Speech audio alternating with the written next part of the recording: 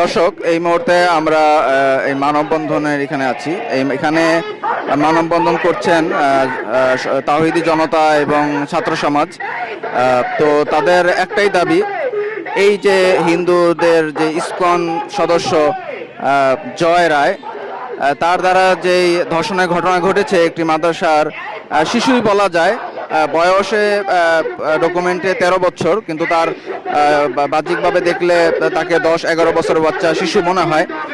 তাকে যে প্রলোভন দেখিয়ে দূরে নিয়ে যে তার সাথে এই যে ধর্ষণের ঘটনা ঘটেছে, এই ঘটনাকে কেন্দ্র করে প্রশাসন যে বিভিন্ন ধরনের কারচুপি করছে, সেই বিষয়ে তারা তীব্র নিন্দা জানাচ্ছে এবং অতি শীঘ্রই এই ধর্ষণ যে প্রমাণিত, অবশ্যই এটার বিচার যেন সর্বোচ্চ শাস্তি ফাঁসি হয়। তো এটা যেন খুব দ্রুত কার্যকর করা হয়। যদি কার্যকর করা না হয়, তাদের কর্মসূচি তারা কখনোই বন্ধ করবে না এবং অবশ্যই তাকে খুব দ্রুত এই কঠোরভাবে তাকে শাস্তি প্রদান করতে হবে, যাতে করে নেক্সট টাইম কেউ এই দুঃসাহস দেখাতে না পারে। এই জন্য তারা কিন্তু এই কর্মসূচি চালিয়ে যাচ্ছে। এখানে কিন্তু অনেক মানুষ এবং ওলামায়ে কেরাম এসেছেন। এখানে আতাউর রহমান বিক্রমপুরী সাহেব, সাদিকুর রহমান সাহেব, তারপর আবু বকর সাহেব।